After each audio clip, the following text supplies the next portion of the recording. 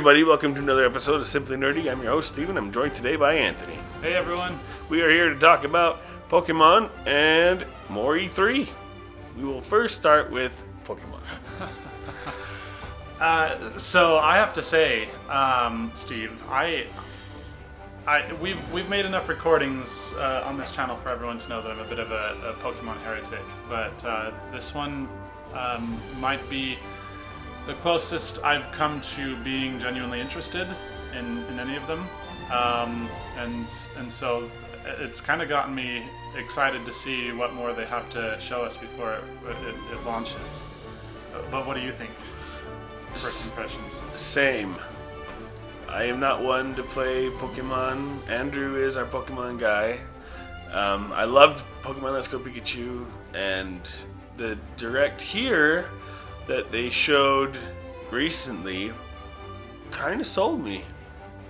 I'm very excited. I love the free control of the camera. Obviously, that was a big thing. And the wild area that they were talking about with wild Pokemon, I was like, yes, they're bringing that back from Let's Go Pikachu. So yeah, that's super exciting. And it looks like there's weather changes and day and night cycles in those wild areas, and depending on what time it is and what weather you're seeing, you'll be able to find different Pokemon. It's like, yes, thank you. Yes. That is a pretty big deal for me, because I remember in a previous video that we made, I was talking about how frustrating it is, the idea that they would be going back to random encounters after taking a step ahead with Let's Go Pikachu and Eevee. And now it kind of looks like they're kind of doing a little bit of a concession for both, and yet one thing that actually kind of surprised me is I was it might have been a different article. I was reading about it, someone reporting on what they on what was talked about in the direct, and they said that they're ditching random encounters entirely, and I was like, wait, no, don't they still have some? But it turns out that in a way they have gotten rid of it, because even in the areas that aren't the wild areas, when you go in the grass, you can see the exclamation mark, and you can choose to approach it. Mm-hmm. And so I find myself very tickled that even if it's weird that they're not visible at all times, only in the wild areas, at least it's cool to know that the randomness has kind of been removed, in the sense that you can at least make the choice whether or not you want to engage in the encounter. So that's a big deal for me, because I know that with the one Pokemon game I played in the past, it was just very frustrating that I had to get into so many encounters with Pokemon that I really didn't care about, and then I felt like I was called upon to do the battle anyways, so that I could power up my Pokemon, and that was very boring to me. So now I'm Yep. just, I like that I have the choice, more than just, instead of just choosing not to walk in the grass, as some people would probably say, well, you can still not do that. I mean, I like being able to... I've done that before. I like being able to make the choice on an even more intentional level, and I think it's a cool direction. So maybe that's silly of me to have that be such a big thing, but I really... No, it's a really big deal for the Pokemon Company. And I do think you're right in the fact that they're trying to get the best of both worlds. They want to make, the fans of Pokemon Let's Go Pikachu and Eevee happy and move forward with the franchise, but at the same time they still want to stay true to the old fans with the random encounters. But I think that was the best way to do it. They did a good job. It's a very good middle ground. Yeah. I'm just happy that while they've, if there really are people who care about the randomness factor, then I'm glad that they found a way to appease them without needing to sacrifice Nuance. what I will call sensibility. I like that. So that's maybe a funny thing for me to admit, being such a big deal, but that was a big deal for me.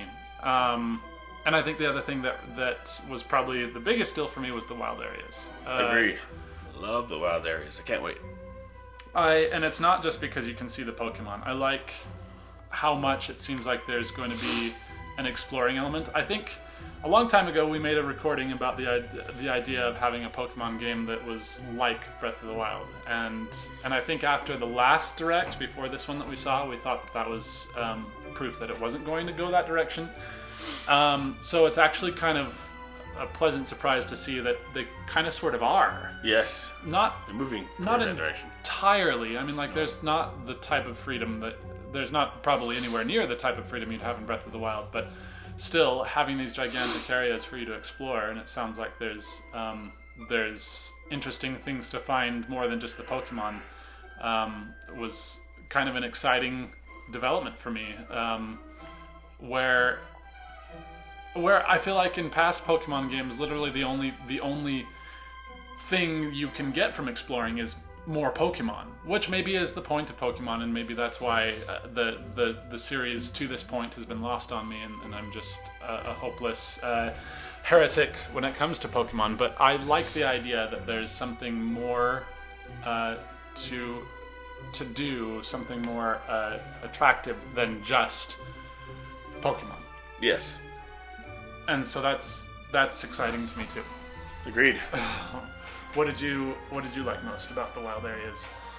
Oh, well, everything you just said. Okay. I don't have much to add on top of that, other than I'm excited for the weather and the day-night cycles. I think that's super cool. It's not just going to be the same look every time, because that's what Pokemon Let's Go Pikachu and Eevee, and I think all other Pokemon games did. And they might have had day-night cycles before. I'm not sure. We're not Pokemon people. We need Andrew. I feel like this is the first for the Pokemon series to have weather changes and day-night cycles that at least affect Pokemon. that affect what Pokemon you can catch, and I think it's super cool. And it'll give me incentive to go back to the wild area and keep exploring as much as possible. It'll be really fun. Really excited. But what excites me most, Anthony, about this Pokemon Direct and the Direct prior to this one, the Super Mario Maker 2, is they're opening up more E3 time. So, do you expect to see anything else from Pokemon at E3? Without going into E3, because we'll do a separate video on E3, but just briefly. Well, I think I don't know how much more they'd have to show. I mean, they probably haven't told us everything, but No. It kind of seems like having a Direct beforehand is a good way to say, hey, this is kind of our one of our flagships, but we have more to talk about. I see where you're getting at, the idea that they've already told us about Pokemon, and so it creates hope that they have something even bigger and more to show at E3. And I've heard lots of rumors saying there's a bunch of unannounced games that they'll be showing. I'm not getting my hopes up too much, but that would be really awesome. Anyway, I don't know. I guess we can talk about that in the other video, as you were saying. But To be continued. Yes, that was something that excited me. Perhaps in part due to the fact that I'm still not sure that I'm 100% sold. But there are. But anyway, back to the Pokemon thing. It's still impressive to me that they almost in a way gave this kind of a sideline view when it comes to E3, and yet it still was as cool looking as it is. Another thing that I thought was kind of interesting. So one thing we haven't covered yet is the Dynamaxing. Yes. I think that so.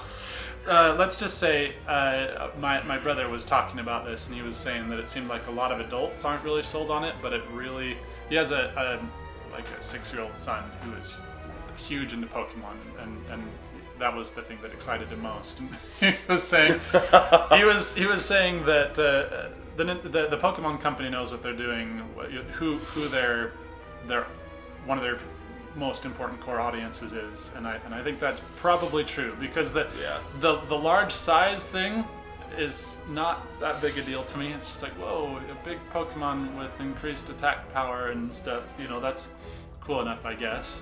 But It's kind definitely, of cool, but it's not very exciting.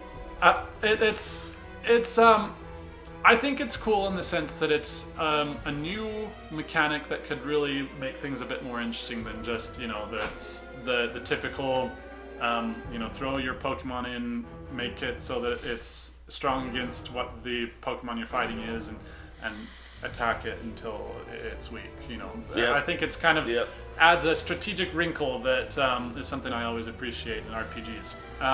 But beyond that, like, big, okay, sure. But for my brother's 6-year-old son, that was a huge deal. So I think it's cool that they are finding ways to appeal to all of their audiences. Something else that got me excited, unless you... Go for it. Something else that made me excited was those raid battles. That's Man. what I was going to Like, say. for real. Pokemon is kind of moving into a... Well, it was multiplayer before, that in the sense that you could go online and battle other people or local wireless. But this is like a 4-player co-op raid, which is so cool. Mm-hmm. And you and I are both big Pokemon Go fans. It was in the past. On and off. On and off for both of us. But yeah. The raid battles in Pokemon Go were always really fun to be a participant in, even though I didn't do it very often. Yeah. But even at work, I'd have coworkers that were like, hey, make sure your break is at this time and come over across the street to this other company because there's a raid battle. I'd be like, hey, that sounds fun. I'll be there. And then, we'd all go over there, and there's like people with 2 phones in each hand. It's like just going at it. Like, this person couldn't be here, so I'm doing this for him with this phone. I'm here with this guy's phone, and we're all here. And there's like 30 of them. And we're all battling this one Pokemon. And it was so much fun. But I'm so glad that they're bringing it over to the main franchise. Yeah.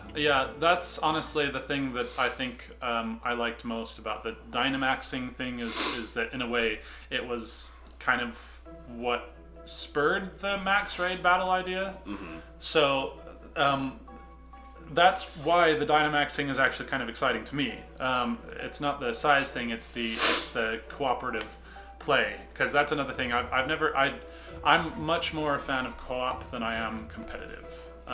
And so that's kind of exciting, and I hope that they find a way to make it more engaging than Pokemon Go was. As you say, I mean, like, that was fun because it was really cool to get together with this large group of people and take down a boss.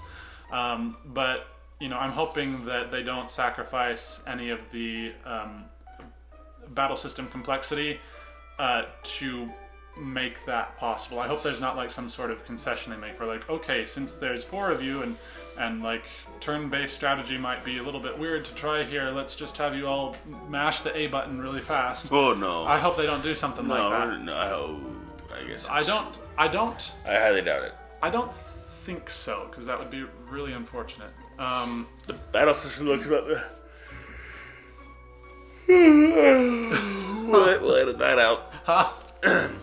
But it looks like the battle system stays relatively the same to the core games, so I highly doubt they would do something like that. I bet it's still you have a set of 4 moves, choose your attack, watch it play out, continue from there. Mm-hmm. I wonder if it's going to require each team member to wait for the turn of the other ones, or what would be really cool, what they should do is, instead of making it entirely turn-based, they should take a page out of Bravely Default's book and make it so that you pre-select all of your actions, and then once you've got it, then the whole thing plays out based on. So like, rather than each person having to wait for the previous player to select their actions, everyone selects their actions at once, and once they're all ready, then they indicate go or something, and then the battle scene plays out until the next sequence of selections. That way nobody has to wait for anything. Right. That would be pretty cool. That'd be really nice. Anyway, that's those are the things that are probably most exciting to me. Is the wild areas and the cooperative raid battles. Those might end up being enough to get me interested in getting the game. Same. Possibly. I still probably need to try it first, but It needs to be a free demo, Nintendo. They should. Of the wild area. Yes. Oh yeah. No, definitely. That's it. And then just lock us out of everything else. Just let us walk around and catch Pokemon. And try it. Yeah. Anyway, so those are my thoughts. It's exciting just that this series that I've never really been interested in is evolving. That's a good word for it. In a way that might actually draw me in. So, I applaud them for that.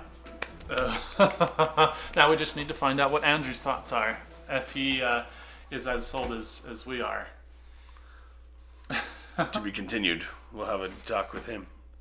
Anyway, thank you so much for listening. If you like this video, please like it, and please subscribe to our channel. And you heard it here first.